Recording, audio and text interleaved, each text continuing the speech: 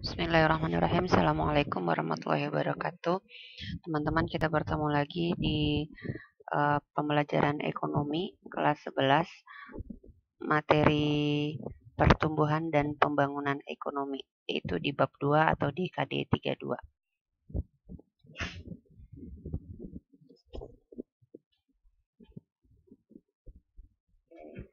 Ini KD 32, yaitu mendeskripsikan konsep pertumbuhan ekonomi dan pembangunan ekonomi serta permasalahan dan cara mengatasinya. Indikatornya menjelaskan cara mengukur pertumbuhan ekonomi, menjelaskan teori pertumbuhan ekonomi. Materinya adalah pertumbuhan ekonomi ya. Nanti di pertemuan berikutnya kita akan membahas tentang pembangunan ekonomi, cara mengukur pertumbuhan ekonomi dan teori pertumbuhan ekonomi. Oke, pertumbuhan dan pembangunan ekonomi. Pengertian dan teori pertumbuhan ekonomi. Pertumbuhan ekonomi itu adalah suatu keadaan di mana terjadi kenaikan PDB, produk domestik bruto suatu negara, tanpa memandang apakah kenaikan tersebut lebih besar atau lebih kecil dari tingkat pertumbuhan penduduk. Ya, jadi pertumbuhan ini melihat kepada kuantitas atau jumlah barang atau output yang dihasilkan. Sedangkan pembangunan ekonomi itu adalah suatu proses yang bertujuan untuk menaikkan PDB suatu negara atau daerah melebihi tingkat pertumbuhan penduduk. Ya, jadi dia lebih melihat kepada kesejahteraan atau kemakmuran dari masyarakatnya.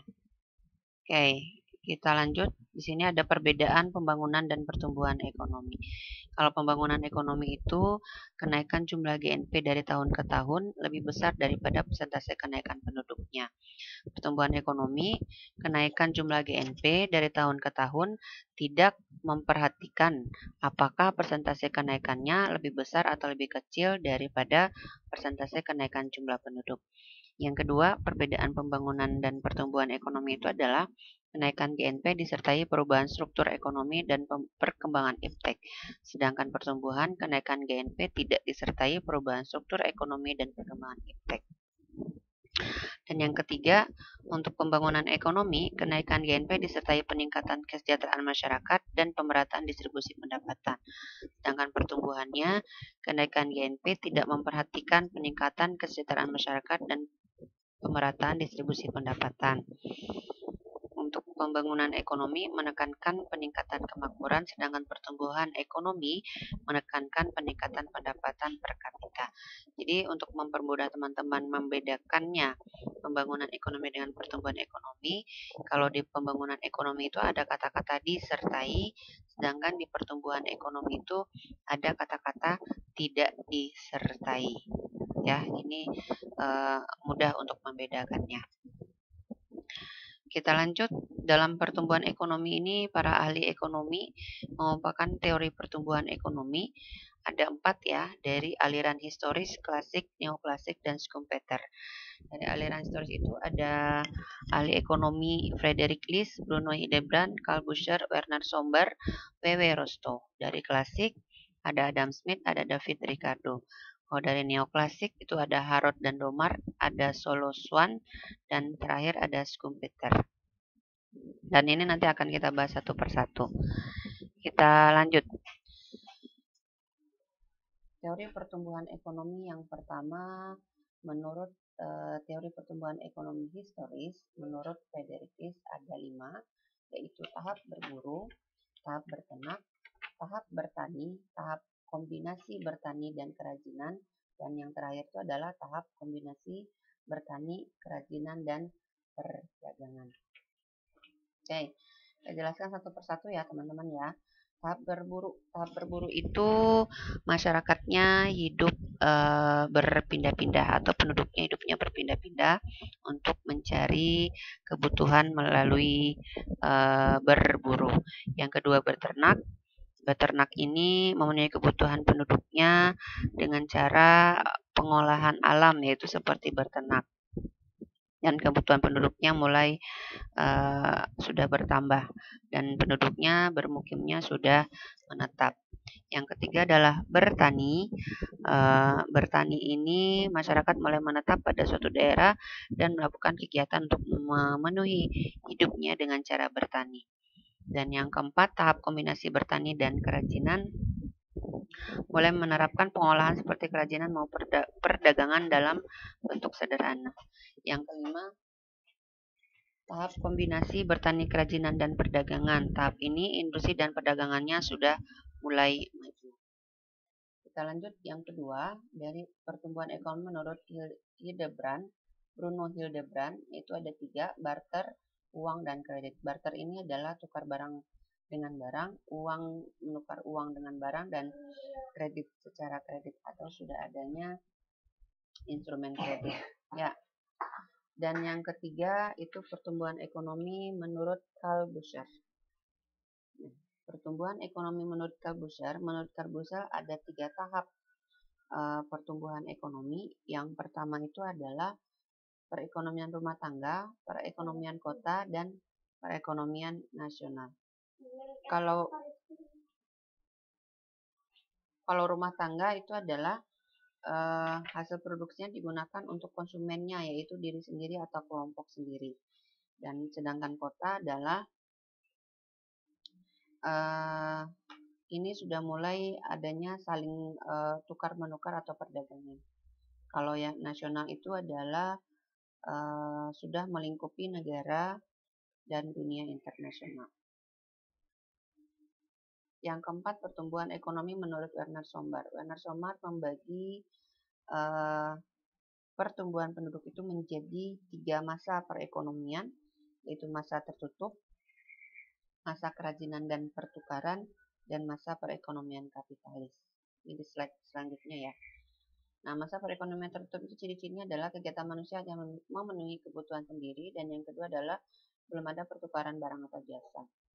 Masa perekonomian kerajinan dan pertukaran, ciri-cirinya kebutuhan manusia meningkat, pembagian kerja sesuai keahlian, dan pertukaran barang dan jasa mulai terjadi walau didasari motif keuntungan atau profit.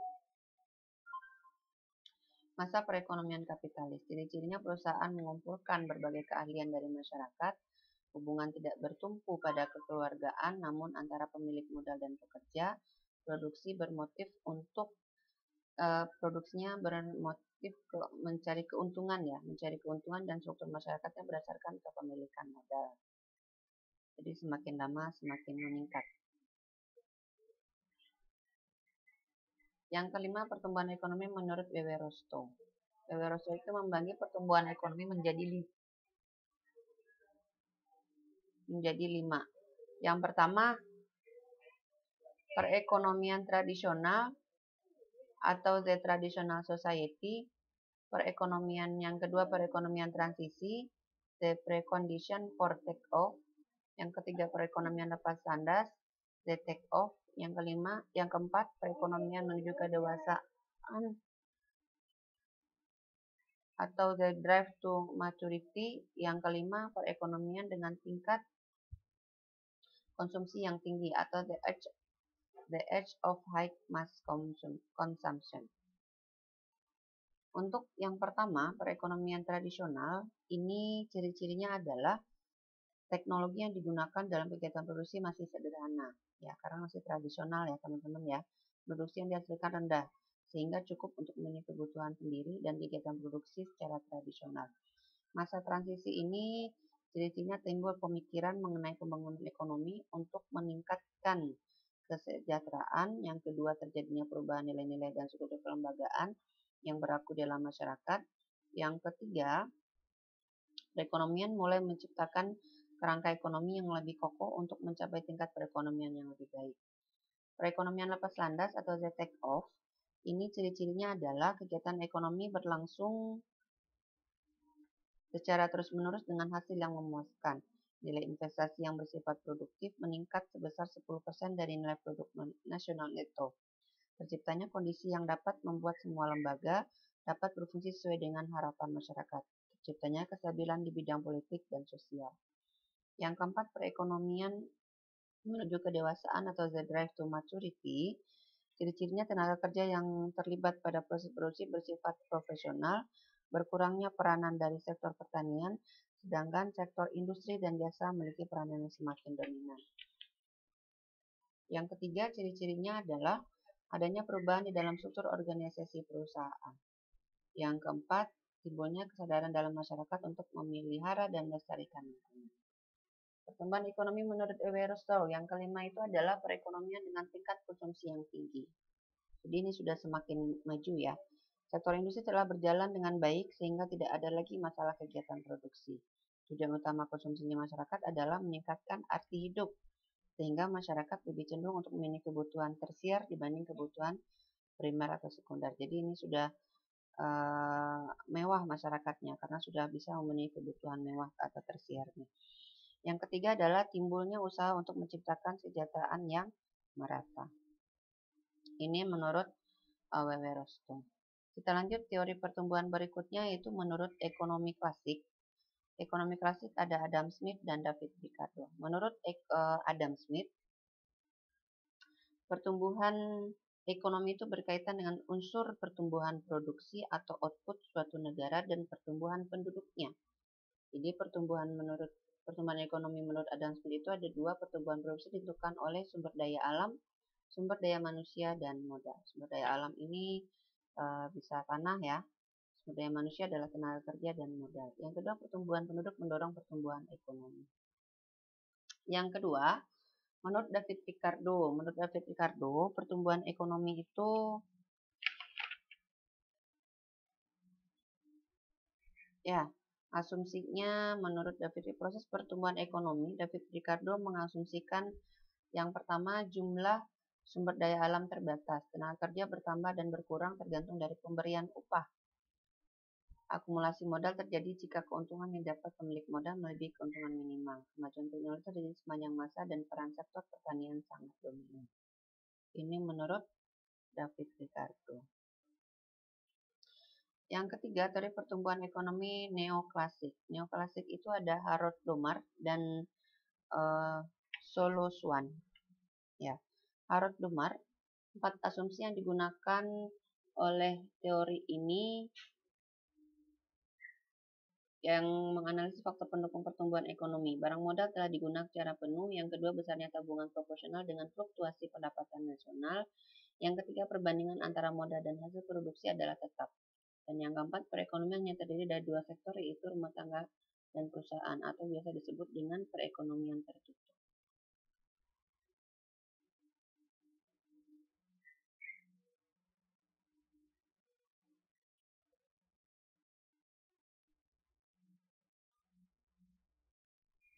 Menurut Solo Swan, pertumbuhan ekonomi itu bergantung pada perkembangan faktor-faktor produksi, yaitu penduduk, tenaga kerja, dan akumulasi modal. Perekonomian berada pada tingkat penggunaan tenaga kerja penuh atau full employment dan tingkat pencapaian guna penuh atau full utilization dari faktor-faktor produksi.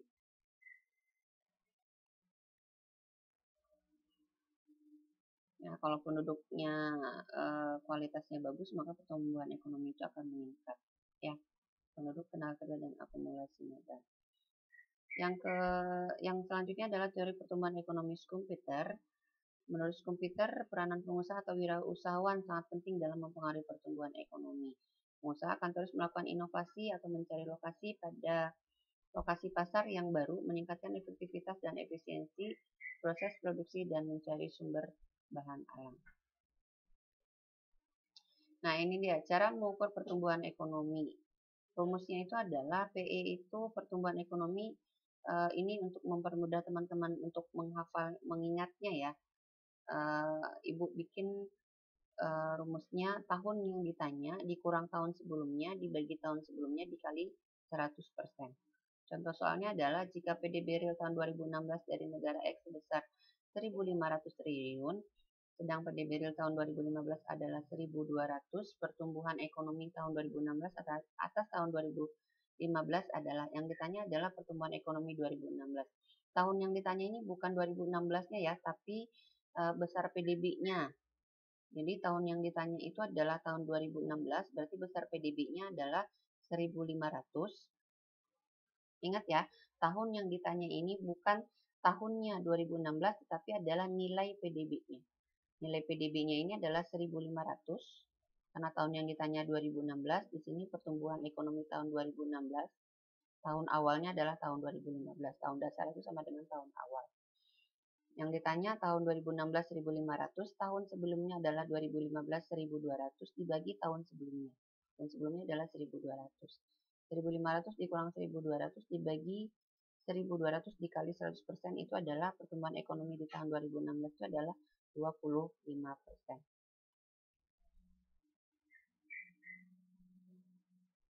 Oke teman-teman, sampai di sini pembahasan tentang pertumbuhan ekonomi. Insya Allah mudah dipahami ya. Sekian dan terima kasih. Insya Allah mudah dipahami ya teman-teman ya. Silakan didengarkan berulang-ulang kali atau teman-teman boleh mencari informasi lain tentang pertumbuhan ekonomi di internet ya. Ini ada beberapa kata-kata motivasi untuk teman-teman ingat ya. Sekian dari Ibu. Kita akhiri dengan mengucapkan hamdalah, alhamdulillahirabbil alamin. Terima kasih. Assalamualaikum warahmatullahi wabarakatuh.